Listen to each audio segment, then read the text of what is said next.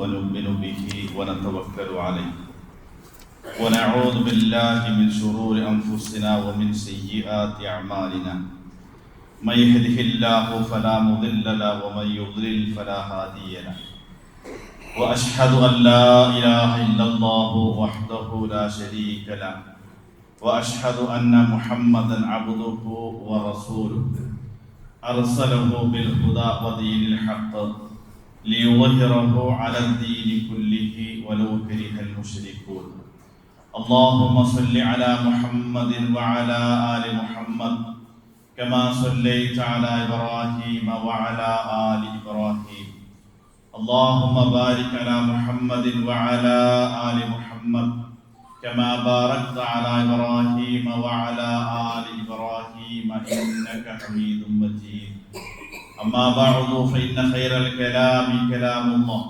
وخير الهدي هدي محمد صلى الله عليه وسلم وشر الأمور محدثاتها وكل محدثة بدعة وكل بدعة ضلالة وكل ضلالة في النار أعوذ بالله من الشيطان الرجيم بسم الله الرحمن الرحيم يا أيها الذين آمنوا اتقوا الله حق تقاته ولا تموتن إلا وأنتم مسلمون يا أيها الناس اتقوا ربكم الذي خلقكم من نفس واحدة وخلق منها زوجها وبث منهما رجالا كثيرا ونساء واتقوا الله الذي تساءلون به والأرحام إن الله كان عليكم رقيبا يا أيها الذين آمنوا اتقوا الله وقولوا قولا سديدا يصلح لكم أعمالكم ويغفر لكم ذنوبكم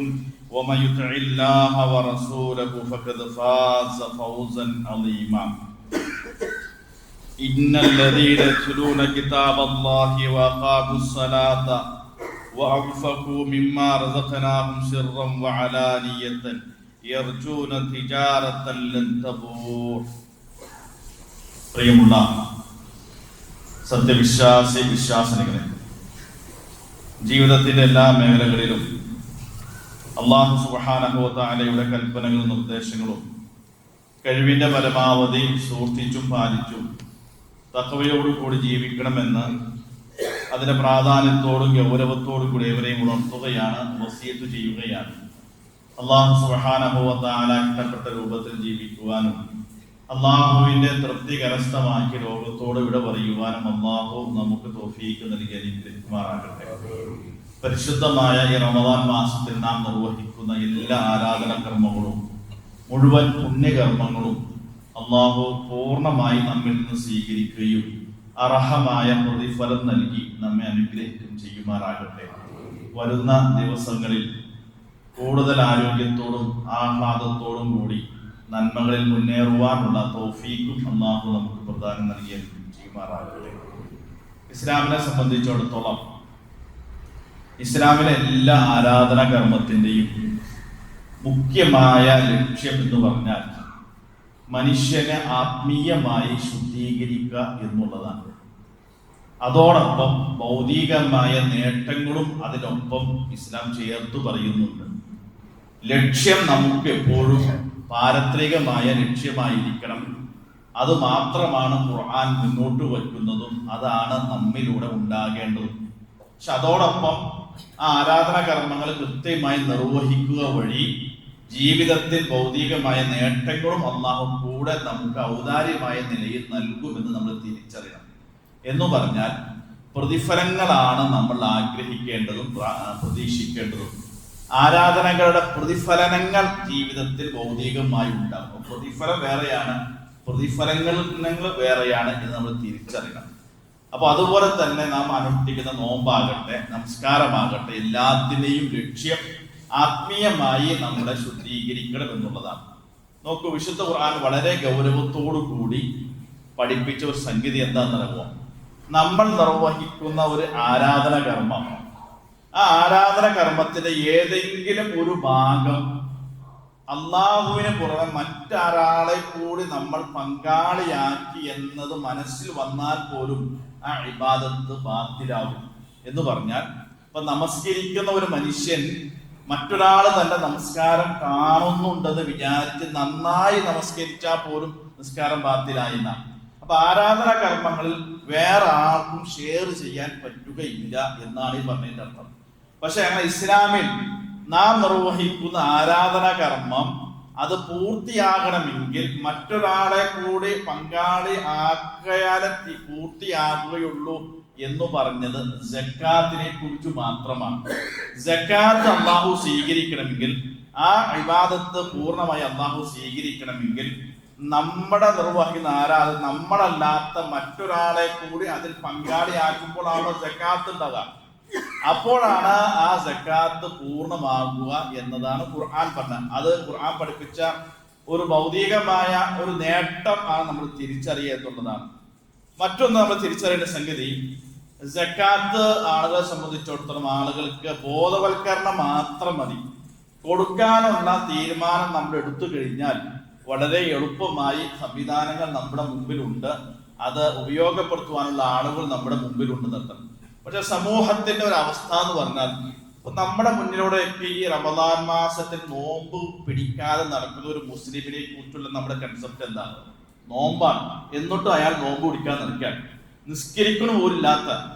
പക്ഷെ നമ്മുടെ മുമ്പിലൂടെ സക്കാത്ത് കൊടുക്കാത്ത ഒരു മനുഷ്യൻ നടക്കുന്നുണ്ടെന്ന് അറിഞ്ഞിട്ടും നമുക്ക് നോമ്പ് പിടിക്കാത്തവനെയും നമസ്കരിക്കാത്തവനെയും കാണുന്ന അതേ ഗൗരവത്തോടു കൂടി സക്കാത്ത് കൊടുക്കാത്തവനെ കാണാൻ കഴിയുന്നില്ല എന്നത് നമ്മുടെ ഒരു ദൗർബല്യമാണ്. അതല്ലല്ലോ, അത് വളരെ ഗൗരവപ്പെട്ട സംഗതിയല്ലേ എന്നുള്ളതാണ്. അപ്പൊ ഖുർആൻ ആദ്യമായി സക്കാത്ത് സമ്പത്ത് മനുഷ്യരുടെ കയ്യിൽ നിന്ന് അതിന്റെ അർഹതപ്പെട്ടവരിലേക്ക് അള്ളാഹു നിശ്ചയിച്ച വിഹിതം കൊടുക്കണമെങ്കിൽ ഇസ്ലാം ആദ്യം ചെയ്ത സംഗതി എന്ന് പറഞ്ഞാൽ മനുഷ്യനെ അത്തരത്തിലൊരു മാനസികാവസ്ഥ സൃഷ്ടിച്ചെടുത്തു എന്നുള്ളതാണ്. മനസ്സ് പാകപ്പെടുത്തലാണ് ഏക മുഖ്യമായ ലക്ഷ്യം നിർത്തം. ഇത് എപ്പോഴാണ് നമുക്ക് ഒരു സാധനം കൊടുക്കാൻ തോന്നാത്തെന്ന് അറിയാമോ? നമ്മുടെയൊക്കെ മാനസികാവസ്ഥ മനുഷ്യന്റെ പൊതുവെ അങ്ങനെയാണ്. യഖൂലുൽ അബ്ദു മാലി മാലി, മനുഷ്യൻ പറയും എന്റേത് എന്റേത് എന്റേത്. നമ്മളെല്ലാം ചേർത്തി പറയാൻ അങ്ങനെയാണല്ലോ. എന്റെ ബിസിനസ്, എന്റെ ജോലി, എന്റെ വീട്, എന്റെ കട, എന്റെ സ്ഥലം, എന്റെ വാഹനം, ഇതെല്ലാം എന്റേത് എന്റേത് എന്ന് ചേർത്തി പറയുക. അപ്പൊ ഇത് അവനവന്റേതാണ്, ഇത് എന്റേതാണ് എന്ന ചിന്ത മനസ്സിലുള്ളിടത്തോളം കാലം നമുക്ക് കൊടുക്കാൻ തോന്നില്ല. അപ്പൊ ആദ്യം ചെയ്തെന്നറിയുക, ഇത് നിങ്ങളേടോതല്ല എന്നത് ഖുർആൻ ആ ഒരു മാനസികാവസ്ഥയിലെത്തി. നിങ്ങൾ ഖുർആൻ എടുത്ത് പരിശോധിക്കും.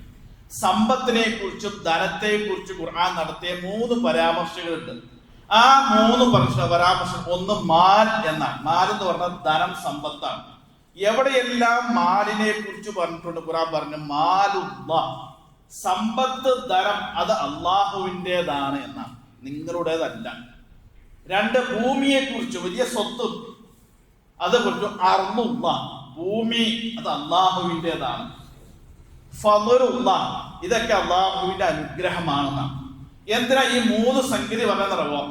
നിങ്ങൾ കെട്ടിപ്പൂട്ടി നിങ്ങളുടേതാണെന്ന് പറയുന്ന ആ മാനസികാവസ്ഥ ഉണ്ടല്ലോ, അത് മാറണം.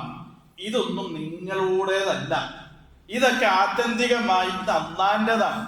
ഖുർആൻ സൂറത്തുൽ ഹദീദ് പറയുന്ന ഒരു ആയത്ത് നോക്കും, വമാ ലക്കും അല്ലാ തുൻഫിഖു ഫീ സബീലില്ലാഹ്, മനുഷ്യരെ അള്ളാഹുവിന്റെ മാർഗത്തിൽ ചെലവഴിക്കാൻ നിങ്ങളോട് പറയുമ്പോൾ നിങ്ങൾക്ക് എന്താണ് മടി? ചോദ്യമാണ്. ഇത് എന്റെ മാർഗത്തിലേക്ക് ഞാൻ നിങ്ങളോട് കൊടുക്കാൻ പറയുമ്പോൾ എന്തുകൊണ്ട് നിങ്ങൾ കൊടുക്കുന്നില്ല? അതിന്റെ ബാക്കി എന്താണോ? വലില്ലാഹി മീറാസുസ് സമാവാതി വൽ അർദ്, ആകാശഭൂമികളുടെ അനന്തര സ്വത്തിന്റെ ഉടമ അള്ളാഹു ആണല്ലോ. ഇത് നിങ്ങളുടേതല്ലല്ലോ, നിങ്ങളുടേതായ ഒരു പൈസയെ നിങ്ങൾ കൊടുക്കണ്ട. പക്ഷെ ഇതൊന്നും ആത്യന്തികമായി നിങ്ങളുടേതല്ല, നിങ്ങളുടെ കയ്യിൽ നിങ്ങളൊരു ട്രസ്റ്റ് മാത്രമാണ്. അല്ലാഹു സുബ്ഹാനഹു തആലയുടെ ആണ് സ്വത്തിന്റെയൊക്കെ ആത്യന്തികമായ ഉടമ. അവൻ നമ്മുടെ കയ്യിൽ താൽക്കാലികമായി വിനിയോഗിക്കാൻ വേണ്ടി തന്ന ഒരു താൽക്കാലിക സ്വാതന്ത്ര്യം, അവകാശവും മാത്രമാണ്. അപ്പൊ നിങ്ങളേത് കൊടുക്കണ്ട, ഞാൻ തന്ന എന്റെ സ്വത്തിൽ നിന്ന് കൊടുത്താൽ മതി എന്നാണ്. അപ്പൊ ആദ്യം നമ്മുടെ മനസ്സുകൾ പാകപ്പെടേണ്ടത്, ഞാൻ ഈ സമ്പാദിച്ചതും കെട്ടിപ്പൂട്ടി വെച്ചതും ശേഖരിച്ചതും നേടിയതും ഒന്നും ആത്യന്തികമായി ഇത് എന്റേതല്ല, ഇത് അള്ളാന്റേതാണ്. അതുകൊണ്ട് അള്ളാഹു പറയുന്ന സമയത്ത് പറയുന്ന ആളുകൾക്ക് ഞാൻ എടുത്തു കൊടുക്കാൻ ഒരു ബാധ്യസ്ഥനാണ്, ഞാൻ ട്രസ്റ്റ് മാത്രമാണ് എന്ന ആദ്യമായി മാനസികാവസ്ഥ. ഇതാണ് ഖുർആൻ ആദ്യം ചെയ്തത്. അതാണ് നമ്മുടെ മനസ്സിൽ ആദ്യം. ഇതൊക്കെ അള്ളാന്റെതാണെന്ന് നമുക്ക് ബോധ്യപ്പെട്ട് കഴിഞ്ഞാൽ കൊടുക്കാൻ ഒരു മടി ഉണ്ടാവില്ല, എത്രയും കൊടുക്കും. കാരണം അള്ള പറയുമ്പോൾ കൊടുത്താൽ മതിയല്ലോ. ഒന്ന് അതാണ്.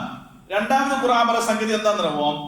ഈ സാമ്പത്തിക രംഗത്തെ വിശുദ്ധി കൈവരിക്കാൻ വേണ്ടിയിട്ടാണ് സക്കാത്തും സ്വതക്കയും ഖുർആൻ നിർദ്ദേശിച്ചത്. എന്ന് പറഞ്ഞാൽ സക്കാത്ത് കൊടുക്കുക വഴി കൊടുക്കുന്ന മനുഷ്യന്റെ മനസ്സും ശുദ്ധീകരിക്കപ്പെടണം, ആ ഇബാദത്തും അല്ലാഹു സ്വീകരിക്കണം. അതോടൊപ്പം അതിന് പ്രതിഫലനങ്ങൾ എന്ന നിലയിൽ അവന്റെ ബാക്കിയുള്ള സമ്പത്തും ശുദ്ധിയാകണമെന്നാണ് ഖുർആൻ എത്ര കൃത്യമായി പറഞ്ഞു. ഖുദ് മിൻ അംവാലിഹിം സ്വദഖത്തൻ, നബിയെ സക്കാത്ത് അവരിൽ നിന്ന് അങ്ങ് പിടിച്ചെടുക്കുന്ന ഒരു ഇസ്ലാമിക ഗവൺമെന്റ് രാജ്യത്ത് ഗവൺമെന്റ് വളരെ കൃത്യം നടപ്പിലാക്കുന്ന നിയമം നമ്മൾ പറയുന്ന പോലൊന്നല്ല. ഗവൺമെന്റ് എല്ലാവരും സ്വത്ത് വിഹിതം ശേഖരിക്കും, എന്നിട്ട് കണക്കുകൾ പറയും. ടാക്സ് ഇവിടെ പിടിക്കുന്നതിനേക്കാളും ഡബിൾ സ്ട്രോങ്ങിൽ അവർ സക്കാത്തുകൾ പിടിച്ചെടുക്കും ഇസ്ലാമിക ഗവൺമെന്റ്. കാരണം അത് അള്ളാഹുവിന്റെ കൽപ്പന പിടിച്ചെടുക്കുന്ന, നിങ്ങൾ തരേണ്ട ആവശ്യമൊന്നുമില്ല. എന്നിട്ട് എന്താണ്? തുതഹിറുഹും വതുസക്കിയും ബിഹാ, ആ സക്കാത്ത് കൊടുക്കുക വഴി അവരെ ആത്മീയമായി അവരെ മനസ്സ് ശുദ്ധീകരിക്കും, ഇബാദത്ത് സ്വീകരിക്കപ്പെടും. മാത്രമല്ല ആ കൊടുക്കുന്ന സമ്പത്ത് ശുദ്ധിയാക്കുകയും ചെയ്യും. അപ്പൊ അതാണ് രണ്ട് നേട്ടം. ഒന്ന് ആത്യന്തികമായ ലക്ഷ്യമായ ആത്മീയമായ ശുദ്ധീകരണം, രണ്ട് സാമ്പത്തിക രംഗത്തെ ശുദ്ധീകരണം. ഇത് സക്കാത്തിലൂടെയും സ്വതക്കയിലൂടെയും മാത്രം കൈവരിക്കാൻ കഴിയുകയുള്ളൂ എന്ന തിരിച്ചറിവ് നമുക്ക് ഉണ്ടാക്കണം. രണ്ടാമത്, സക്കാത്തും സ്വതക്കയും ഉള്ള ഈ സാമ്പത്തിക രംഗത്തെ സംവിധാനങ്ങൾ എന്തിനാണെന്നോ, ഈ ഭൂമിക്ക് ഒരു സാമ്പത്തിക ബജറ്റ്, ഒരു ബാലൻസ് ഉണ്ട്, അത് നിലനിൽക്കണം. ഖുർആന്റെ പ്രയോഗം എത്ര കൃത്യമാണോ, കൈല യകൂന ദൂലത്തൻ ബൈനൽ അഗ്നിയായി എന്ന പറയുന്നത്. എന്തിനാണ് സക്കാത്തും സ്വതക്കയും സംവിധാനം അള്ളാഹു ഏർപ്പെടുത്തിയത്? ഈ സമ്പത്ത് ധനികരിൽ മാത്രം ചുറ്റിക്കറങ്ങുന്ന ഒന്നായി മാറരുത്. അത് വലിയ വിഷയമാണല്ലോ. ഇന്നത്തെ പ്രത്യേകത, ഉള്ളവന്റെ കയ്യിൽ എല്ലാം ഉണ്ട്, ഇല്ലാത്തവൻ എന്നും ഇല്ലാത്തവനായി കഴിയാണ്. അങ്ങനെ അല്ലല്ലോ. കാരണം എല്ലാവർക്കുമുള്ള വിഹിതം ഈ ഭൂമിയിൽ അല്ലാഹു സംവിധാനിച്ചിട്ടുണ്ട്. അപ്പൊ മറ്റൊരാൾക്ക് വിഹിതം കിട്ടാത്തത് എന്തുകൊണ്ടാണ്? അവന്റെ വിഹിതം മറ്റൊരാൾ കെട്ടിപ്പൂട്ടി വച്ചത് കൊണ്ടാണ് കിട്ടാത്തത്. അവനുള്ള വിഹിതവും അല്ലാഹു ഇവിടെ നിശ്ചയിച്ചിട്ടുണ്ട് അർത്ഥം. അപ്പൊ സക്കാത്തും സ്വതക്കയും പോലുള്ള സാമ്പത്തിക രംഗത്തെ ഈ സംവിധാനം സമ്പന്നനിൽ മാത്രം, ധനികരിൽ മാത്രം സ്വത്ത് ഇങ്ങനെ വട്ടം കറങ്ങി നടക്കുന്ന സംവിധാനം ഉണ്ടാകരുത്. ഇത് അർഹതപ്പെട്ടവരിലേക്ക് എത്തണം. സമൂഹത്തിലെ എല്ലാവരുടെ അടുത്ത് പോയി കറങ്ങി നടന്നാലാണ് സമൂഹത്തിലെ സാമ്പത്തിക രംഗത്തെ ഭദ്രത കൈവരിക്കാൻ കഴിയുകയുള്ളൂ എന്ന ലോകത്തെ ഏറ്റവും നല്ല സാമ്പത്തിക ശാസ്ത്ര നിയമം സംവിധാനിച്ചത് ഖുർആനാണ്. അപ്പോൾ ആളുകൾ അതിന് പുറത്തേക്ക് വരുമ്പോഴുള്ള ഇതൊക്കെ ഈ ബാലൻസ് ശരിയാകുകയുള്ളൂ. അപ്പൊ ഖുർആൻ പറഞ്ഞ ഭൗതികമായ നേട്ടം ഒന്ന് അതാണ്. അപ്പൊ നമ്മൾ തിരിച്ചറിയുന്നോ, ഈ സമ്പത്തും ധനമുള്ള ആളുകൾ, സമ്പന്നന്മാർ മനസ്സിലാക്കേണ്ടത് ഇത് എന്റെ വലിയ മിടുക്ക് കൊണ്ട് കിട്ടിയതാണെന്നും ഇല്ലാത്തവൻ അവന്റെ കഴിവുകേട് കൊണ്ട് അങ്ങനെ ആയതാണെന്നും വിചാരിക്കരുത്. അത് വലിയ അപകടമാണ്.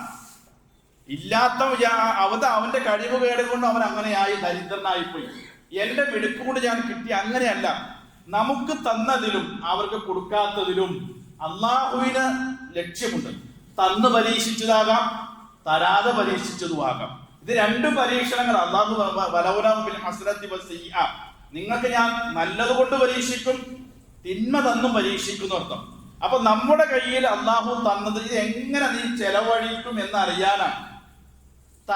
കിട്ടാത്തവന്റെ അവസ്ഥ, സാമ്പത്തികമായി നീ പ്രയാസം അനുഭവിക്കും, നിന്റെ മാനസികാവസ്ഥ എന്താവും എന്നറിയാൻ വേണ്ടിയിട്ടാണ്. എന്നാലും നീ ഭയപ്പെടേണ്ട, നിനക്കുള്ള വിഹിതം ഞാൻ ഇവിടെ ഏൽപ്പിച്ചിട്ടുണ്ട്, അവര് കണക്ക് നോക്കി നിന്റെ വിഹിതം നിനക്ക് കൃത്യമായി എത്തിക്കുമെന്നുള്ളതാണ്. അപ്പൊ അവനൊരു ധൈര്യം. മാത്രവുമല്ല, ഈ ഇല്ലാത്തവനും ഉള്ളവനും തമ്മിലുള്ള ഈ മാനസികമായ പകയുണ്ടല്ലോ, ഉള്ളവനെ കാണുമ്പോഴുള്ള അസൂയയും പകയും, അത് എന്തുകൊണ്ടാ? ഇങ്ങോട്ട് തന്നാൽ എന്താ? ചില ആളുകൾ അങ്ങനെ ചോദിക്കാം, ഇങ്ങോട്ട് തന്നാൽ എന്താന്നാ ആ ചോദിക്കുന്നത്. കാരണം അവന്റെ അവകാശമാണ്. പക്ഷെ അങ്ങനെ ഒരു ചോദ്യം മാനസികാവസ്ഥയെ നമ്മൾ കൊണ്ട് നടക്കേണ്ടതില്ല. പക്ഷെ നമ്മളത് കൊടുത്താൽ മതി, അവന്റെ വിഹിതമാണ്. അതുകൊണ്ടാണ് ഖുർആൻ എത്ര കൃത്യമായി പറഞ്ഞു, വഫി അംവാലിഹിം ഹഖ്ഖുൻ ലിസ്സാഇലി വൽ മഹ്റൂം. സമ്പന്നന്മാരോട് പറയാണ്, നിങ്ങളുടെ സ്വത്തിൽ ചോദിച്ചു വരുന്നവനും ജീവിത വിഹിതം മുട്ടിപ്പോയവനും ഒരു ഹക്ക് നിങ്ങളുടെ കയ്യിലുണ്ട് കേട്ടോ. ഹക്ക് എല്ലാവർക്കും മനസ്സിലാവുന്ന അറബി വാക്കാണല്ലോ. ഇത് എന്റെ ഹക്കാന്ന് നമ്മൾ പറയില്ലേ? വല്ലദീന ഫി അംവാലി ഹഖ്ഖും മഅലൂം.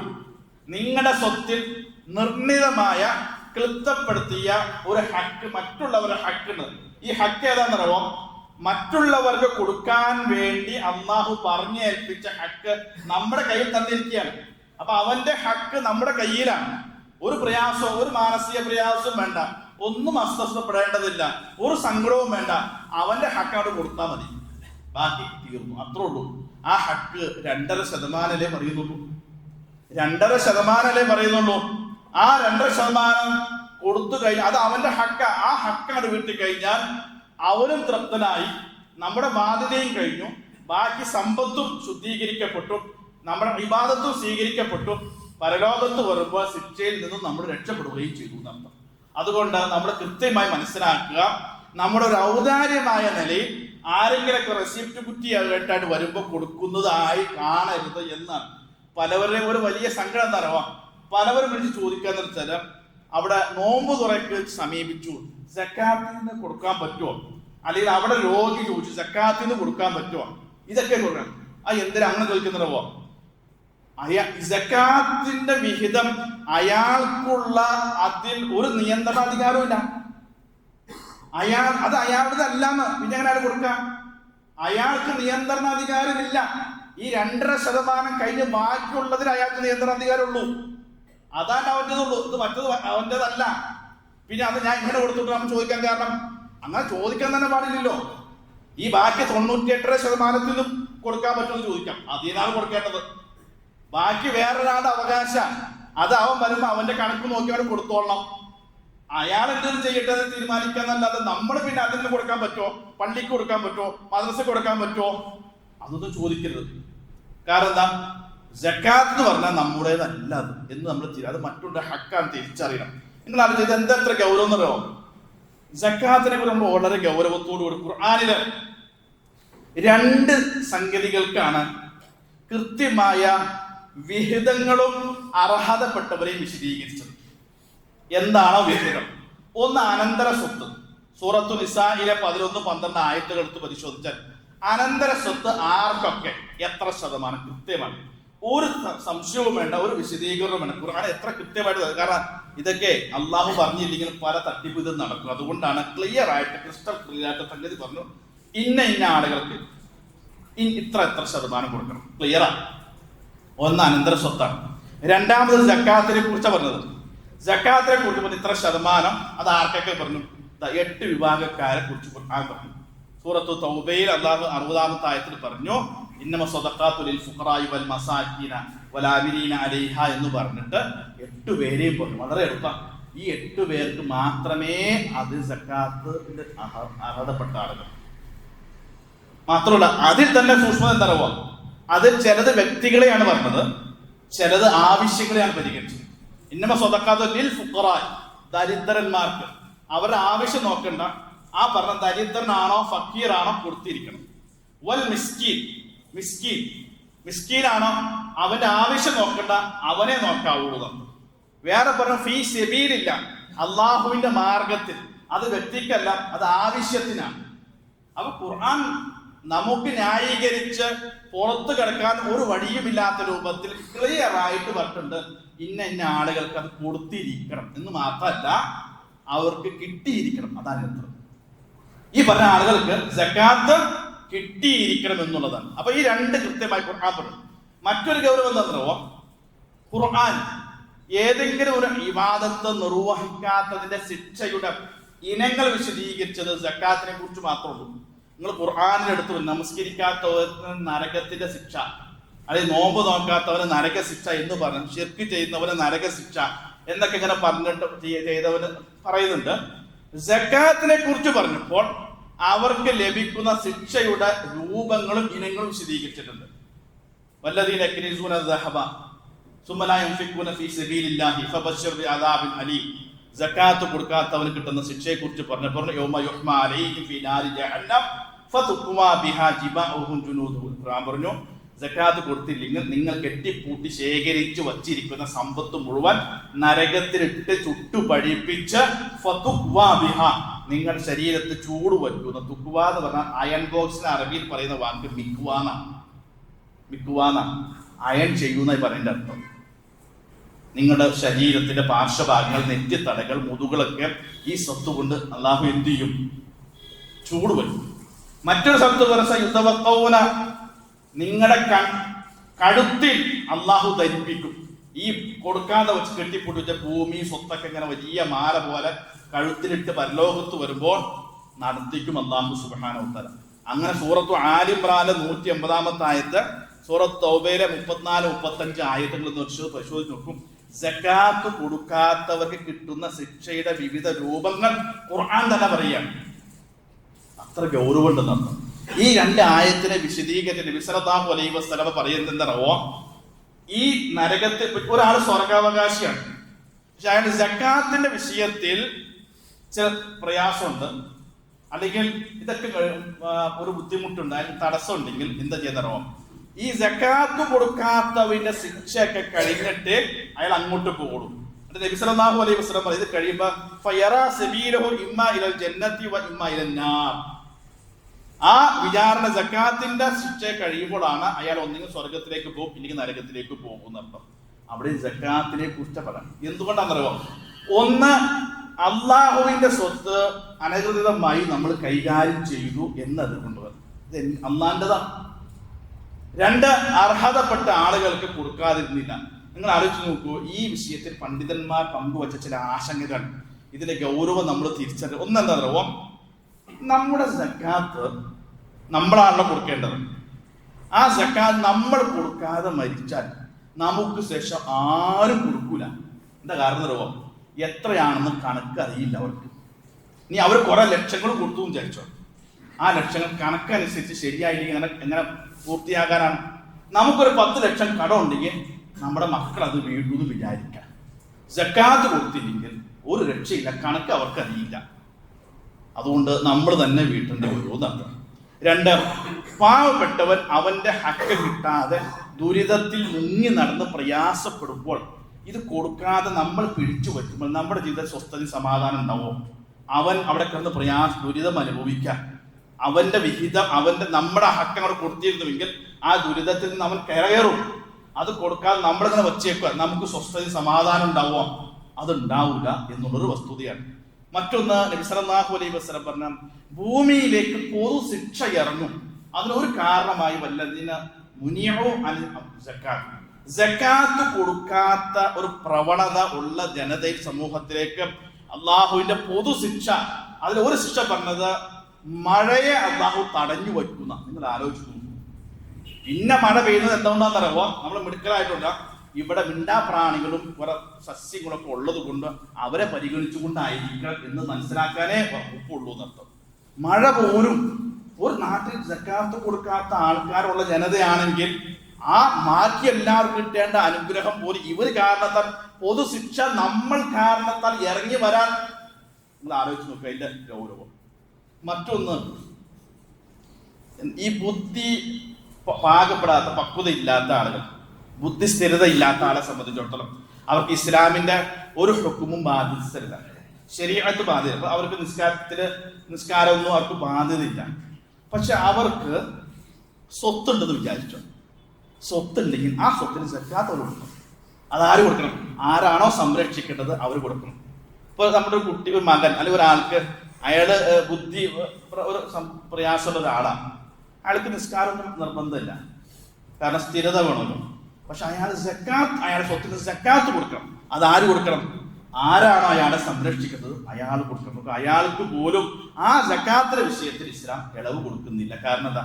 അത് മറ്റൊരാളുടെ വിഹിതമായത് കൊണ്ടാണ് എന്ന് ഖുർആൻ പറഞ്ഞു. ഒക്കെ അങ്ങനെ വളരെ ഗൗരവത്തോടു കൂടി നമ്മൾ ചിന്തിച്ച് മനസ്സിലാക്കേണ്ട ഒരു സംഗതിയാണ് എന്നർത്ഥം. അതുകൊണ്ട് ഒന്ന് നമ്മുടെ മനസ്സുകൾ പാകപ്പെടുക. സഹോദരന്മാരെ, കണക്കും കാര്യങ്ങളൊക്കെ നമുക്ക് വളരെ കിട്ടും. കൊടുക്കാൻ തയ്യാറുണ്ടോ? മനസ്സുണ്ടോ? കണക്ക് കിട്ടും. കാര്യങ്ങൾ കാൽക്കുലേറ്റ് ചെയ്യാൻ വളരെ എളുപ്പമാണ്. കൊടുക്കണ്ടാന്ന് തീരുമാനിക്കണം. പല ആളുകൾക്കും ഏറ്റവും കൂടുതൽ സംശയം വരുന്നത് സക്കാത്തിന്റെ വിഷയത്തിലാണ്. എന്നാൽ വലിയ ഒരു സംശയത്തിനും സ്ഥാനമില്ലാത്തതാണ്. എന്തിനെ സംശയം തരാ?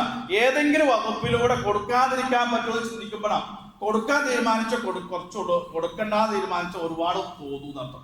അപ്പൊ അവനവൻ കൊടുക്കണം. സഹോദരിമാർ അവരുടെ ഭാഗത്ത് സക്കാത്തിന്റെ ഇതിന്റെ സ്വത്ത് കൂട്ടിയിട്ട് അവർ കൊടുക്കണം. അതല്ല, അത് ഭർത്താവിൻ്റെതാണ്, വാപ്പ തന്നാന്ന് പറഞ്ഞ് കൈ ഒഴിഞ്ഞ കാര്യമില്ല. അവൻ ആരാണ് ഉടമസ്ഥൻ? എന്റെ ഉടമസ്ഥതയിലുള്ളതിനാണ് ഞാൻ സക്കാത്ത് കൊടുക്കാം. ആരുടെ ഉടമസ്ഥതയിലുള്ളതാണ്? ആ ഉടമസ്ഥാവകാശം ആരുടെ കയ്യിലാണ്? അവരാണ് സക്കാത്ത് കൊടുക്കുക. അത് കൃത്യമായി നമ്മുടെ വരുമാനത്തിന്റെയും ഒക്കെ സക്കാത്ത് കണക്കാക്കി അർഹത. ഇത് എന്തിനാ റമദാനിൽ സക്കാത്ത് കൊടുക്കേണ്ട മാസം ഒന്നായിട്ടല്ല, പക്ഷെ റമദാനിന് നമുക്ക് ഒരു വർഷത്തെ കാൽക്കുലേറ്റ് ചെയ്യാൻ ഒരു എളുപ്പമായത് കൊണ്ട് റമദാനിലെ ഇരട്ടി പ്രതിഫലം ഉള്ളത് കൊണ്ടുമാണ് റമദാനിൽ പ്രത്യേകമായി ബോധവൽക്കരിക്കേണ്ടത്.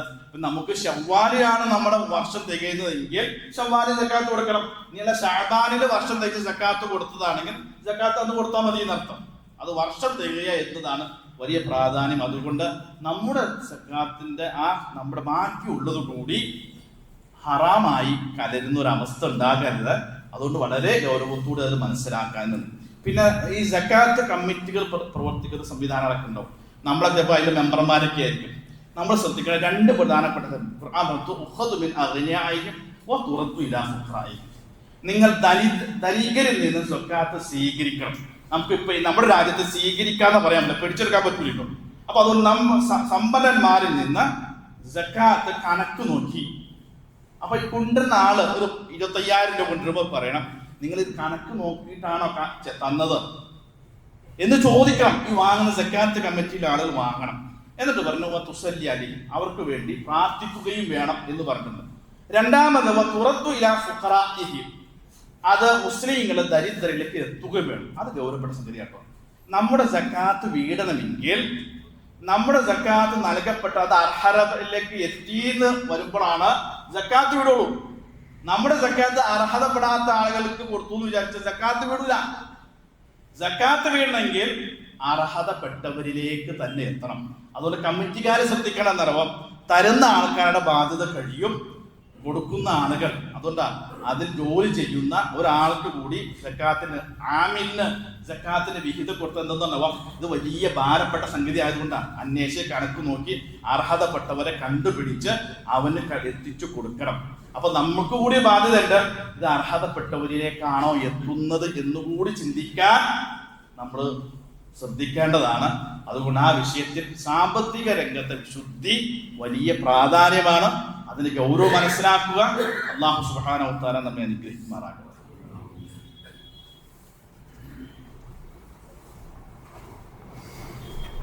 അൽഹംദുലില്ലാഹി റബ്ബിൽ ആലമീൻ വസ്സലാത്തു വസ്സലാമു അലാ അഷ്റഫിൽ മുർസലീൻ വഅലാ ആലിഹി വസഹ്ബിഹി അജ്മഈൻ. അമ്മാ ബഅദ്. ഒരിക്കൽ കൂടി അല്ലാഹുവിന്റെ കൽപ്പനകൾ പാലിച്ച് ജീവിക്കണമെന്ന് ഉണർത്തുകയാണ്. നബി സല്ലല്ലാഹു അലൈഹി വസല്ലമ പറഞ്ഞൊരു വാചകം ഈ വിഷയവുമായി ബന്ധപ്പെടാത്തതാണ്.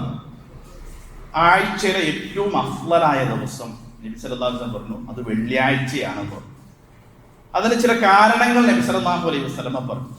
എന്തുമാകട്ടെ, വെള്ളിയാഴ്ചയാണ് ഒരു മുസ്ലിമിനെ സംബന്ധിച്ച് ആഴ്ചയിലെ ഏറ്റവും അഫ്ളലായ ഏറ്റവും ശ്രേഷ്ഠം എന്ന് പറഞ്ഞാൽ ഒരു നിലക്കും ജീവിതത്തിൽ ആഴ്ച നഷ്ടപ്പെടാൻ പാടില്ലാത്ത കൃത്യമായി ഉപയോഗപ്പെടുത്തേണ്ട ഒരു ദിവസം വെള്ളിയാഴ്ചയാണ്.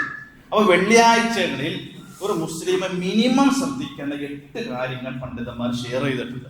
ഞാൻ സാധാരണ വെള്ളിയാഴ്ച അതുകൊണ്ടും റമദാനിൽ എല്ലാവരും കൂടി പ്രത്യേകം ശ്രദ്ധിക്കാൻ വേണ്ടി പറയുകയാണ്. ഒന്നാമത് വെള്ളിയാഴ്ച ശ്രദ്ധിക്കേണ്ട സംഗതി എന്ന് പറഞ്ഞാൽ, ഒന്ന് സൂറത്തു സജ്ദയും സൂറത്തു ദഹറും സുബഹി നമസ്കാരത്തിൽ ഓതി നമസ്കരിക്കുക എന്നുള്ളതാണ്. അത് ഓതുമെന്ന് നമുക്ക് പ്രതീക്ഷയുള്ള ഒരു പള്ളിയിലെ സുബഹി ജമാഅത്തിന് പങ്കെടുത്താൽ ആ കൂലി കിട്ടി, ഒരു സുന്നത്തായി. ഇനി നമുക്ക് അത്ര ഓതാൻ കഴിയുമെങ്കിൽ അത് ഓതാം. അപ്പൊ ഒന്നാമത്തെ അതായി. രണ്ടാമതായി ജുമുഅക്ക് വേണ്ടി കുളിക്കലും സുഗന്ധം ഉപയോഗിക്കലും നല്ല വസ്ത്രങ്ങൾ ധരിക്കണം. നമ്മൾ എന്നും കുളിക്കും. ജുമുഅക്ക് കുളിക്കുന്ന മുമ്പ് സുന്നത്തായ ഒരു കുളി എന്ന് മനസ്സിൽ കരുതുക. സുഗന്ധം ഉപയോഗിക്കുമ്പോൾ വെള്ളിയാഴ്ച ആയതുകൊണ്ട് പ്രത്യേകം കരുതുക. ഉള്ള വസ്ത്രം ധരിക്കുമെന്ന് വെള്ളിയാഴ്ച ആയതുകൊണ്ട് ഞാൻ വസ്ത്രം ധരിക്കുന്നു, ആ മനസ്സിൽ കരുതിയാൽ ആ സുന്നത്തുമായി എന്നർത്ഥം. മൂന്നാമത്തെ സംഗതി ദിഹാബു ഇലൽ മസ്ജിദ് മശീ, നടന്നുകൊണ്ട് പോകാൻ ശ്രമിക്കുക എന്നുള്ളതാണ്. ഇത് ആ കൂലി കൂടുതലുള്ളതുകൊണ്ടാണ്. നമുക്ക് പള്ളിയിലേക്ക് വരാ എന്നതാണ് ഉദ്ദേശം. പക്ഷെ നടന്നു പോകുമ്പോൾ അതിന് കൂടുതൽ മഹത്വം ഉള്ളത് കൊണ്ട് പറഞ്ഞതാണ് പള്ളിയിലേക്ക് നേരത്തെ പോവുക എന്നുള്ളതാണ്. മറ്റൊരു സംഗതി പറഞ്ഞത് അത്തഖീറു ഇലൽ മസ്ജിദി വൽ ഇൻസാത്തിൽ ഖുത്ബ, നേരത്തെ വന്നിരുന്ന് ഖുത്ബ ശ്രമിക്കുക എന്നുള്ളതാണ്. നമ്മൾ മനസ്സിലാക്കുക ജുമുഅ എന്നുള്ളതും ഖുത്ബയും നമസ്കാരവും കൂടി ഉള്ള പൂർത്തിയായ ഇബാദത്താണ്. നിസ്കാരം മാത്രമല്ല, ഖുത്ബയും കൂടിയുണ്ട്. ഫസ്ഔ ഇലാ ദിക്രില്ല, ദിക്റിലേക്ക് നിങ്ങൾ വേഗം വരാൻ പറഞ്ഞതിൽ ആ ദിക്റുല്ലാഹ് ഖുത്ബയാണെന്നാണ് മുഫസ്സിറുകൾ പറഞ്ഞത്. അതുകൊണ്ട് ഹുതുവ ശ്രവിക്കണം. നമ്മൾ വന്ന് സൗകര്യപ്പെട്ട ഒരു സ്ഥലം കണ്ടെത്തി അവിടെ ഇരുന്ന് ഉറങ്ങി അവസാന നിസ്കാരം കഴിഞ്ഞ് പോകുന്നതിൽ നമുക്ക് ആ പൂർണ്ണത കൈവരിക്കാൻ കിട്ടുകയില്ല എന്നൊരു ബോധ്യം നമുക്കുണ്ട്. ലോകത്ത് നമുക്ക് മാത്രമാണ് നട്ടുച്ച വെയിലത്ത് ആഴ്ചയിൽ ഒരിക്കൽ വിളിച്ചിരുത്തി ഇതേപോലെ സംവിധാനം ഒരിക്കൽ നമുക്ക് മാത്രമാണ് ലോകത്തുള്ളൂ. അത് വെറുതെ ആയിരിക്കില്ല, ഒരു വലിയ ലക്ഷ്യം ഇസ്ലാം കണ്ടുകൊണ്ടാണ് നമ്മൾ തിരിച്ചറിയേണ്ടതാണ്. മറ്റൊന്ന് ഖിറാഅത്ത് സൂറത്തുൽ കഹ്ഫ്. സൂറത്തുൽ കഹ്ഫ് ഓതാനുള്ളതാണ്. അത് അസറിന് മുമ്പ് തന്നെ ഓതി തീർക്കണം എന്നതാണ് മഹാഭൂരിഭാഗം പണ്ഡിതന്മാർ പറഞ്ഞത്. അസർ പോകരുത്, പരമാവധി നമ്മുടെ ജുമുഅക്ക് സൂറത്തുൽ കഹ്ഫ് ഓതി തീർക്കാൻ നമ്മൾ മനസ്സിലാക്കണം. മറ്റൊന്നെന്ന് വെച്ചാൽ ഇക്സാറു സ്വലാത്തി അല നബി, നബിയുടെ പേരിൽ സ്വലാത്ത് ചെല്ലാം. ഒരു സ്വലാത്ത് ചെല്ലിയാൽ 10 ഇരട്ടി പ്രതിഫലം നമുക്ക് കിട്ടും. എപ്പോഴും ചെല്ലാം, വെള്ളിയാഴ്ച പ്രത്യേകം ചെല്ലാൻ സുന്നത്താണ് എന്നാണ് പണ്ഡിതന്മാർ ആ കാര്യത്തിൽ വിശദീകരിച്ചത്. അതുകൊണ്ട് നമ്മൾ നേരത്തെ ഈ ഒരാഴ്ച ഒന്നുകൂടി ഉണ്ട്, ഇജാബ, പ്രാർത്ഥനയ്ക്ക് ഉത്തരം കിട്ടുന്ന സമയങ്ങളുണ്ട് വെള്ളിയാഴ്ച. അത് സ്പെഷ്യലാണ് വെള്ളിയാഴ്ചയിൽ. നബി സല്ലല്ലാഹു അലൈഹി വസല്ലം പറഞ്ഞ കുറെ സമയങ്ങളുണ്ട്. അത് നിസ്കാരത്തെ പ്രതീക്ഷിച്ചിരിക്കുന്ന സമയം, അസർ നമസ്കാരത്തിന്റെ സമയം ഒക്കെ എല്ലാം ഉണ്ട്. നമ്മൾ ഒരു വെള്ളിയാഴ്ച നമുക്ക് മിസ്സാവരുത്. ഇതൊക്കെ കഴിയുമല്ലോ, ഒന്ന് ശ്രമിച്ചാൽ മതി, ഒന്ന് മനസ്സ് വെച്ചാൽ മതി. ഇൻഷാ അല്ലാഹ് നമ്മൾ ഇന്ന് തീരുമാനം എടുക്കാം. വരുന്ന വെള്ളിയാഴ്ചകളിൽ റമദാനിലെങ്കിലും, റമദാൻ മാത്രത്തിൽ ഉള്ളതുകൊണ്ടല്ല, റമദാനിലെങ്കിലും ഈ പറഞ്ഞ സുന്നത്തുകൾ മുഴുവൻ കരസ്ഥമാക്കാൻ നമ്മൾ പരിശ്രമിക്കണം. അല്ലാഹു സുബ്ഹാനഹു വ തആല തൗഫീഖ് നൽകി അനുഗ്രഹിക്കുമാറാകട്ടെ. സഹോദരൻ, ഇന്നത്തെ നമുക്ക് കളക്ഷൻ ഉണ്ട്. മദ്രസകൾക്കും പള്ളികൾക്കും ദീനി സ്ഥാപനങ്ങൾക്കും വേണ്ടിയുള്ളതാണ്. നമ്മളെ പ്രതീക്ഷിച്ച ആളുകൾ പലരും നമ്മളെ സമീപിച്ചിട്ടുണ്ട്. അൽഹംദുലില്ലാഹ് കഴിഞ്ഞ നമ്മുടെ കിറ്റിന് വേണ്ടി 1,00,000-ലേറെ ഫണ്ട് നമ്മളിവിടെ സ്വരൂപീകരിച്ചു. അർഹതപ്പെട്ട ആളുകൾക്ക് അത് എത്തിയിട്ടുണ്ട്. അല്ലാഹു ആ മുഴുവൻ സ്വതക്കയും നമ്മിൽ നിന്ന് സ്വീകരിക്കുമാറാകട്ടെ. അതുകൊണ്ട് ഇന്നത്തെ കളക്ഷൻ സ്ഥാപനങ്ങൾക്ക് വേണ്ടി ഉള്ളതാണ്. നിങ്ങൾ പരമാവധി അതിൽ സഹകരിക്കണമെന്ന് അറിയിക്കുകയാണ്. അല്ലാഹു സുബ്ഹാനഹു വ തആല നമ്മുടെ എല്ലാ സൽക്കരണം നമ്മൾ സ്വീകരിക്കുമാറാകട്ടെ. നമ്മുടെ പാപങ്ങൾ നമുക്ക് പുറത്തു മാപ്പാക്കി തരുമാറാകട്ടെ. രോഗികളായ ആളുകൾക്ക് അല്ലാഹു പൂർണ്ണ ശിഫ നൽകി അനുഗ്രഹിക്കുമാറാകട്ടെ. മരണപ്പെട്ടു പോയ ആളുകൾക്ക് അല്ലാഹു മഗ്ഫിറത്തും മർഹം നൽകി അനുഗ്രഹിക്കുമാറാകട്ടെ. ഇസ്ലാമിൻ മുസ്ലിം സമൂഹത്തിന് അല്ലാഹു ഇസ്സത്ത് പ്രദാനം ചെയ്യുമാറാകട്ടെ. അല്ലാഹുമ്മ ഗ്ഫിർ ലിൽ മുഅ്മിനീന വൽ മുഅ്മിനാത്ത് വൽ മുസ്ലിമീന വൽ മുസ്ലിമാത്ത് അൽ അഹ്യാഇ മിൻഹും വൽ അംവാത്ത് ഇന്നക മുജീബു ദഅവാത്ത് യാ ഖാദിയൽ ഹാജാത്ത്. اللهم أجرنا من النار، اللهم أجرنا من النار، اللهم أجرنا من النار. اللهم أعز الإسلام والمسلمين وأذل الشرك والمشركين. اللهم أحينا للكتاب والسنة ومتنا مع الإيمان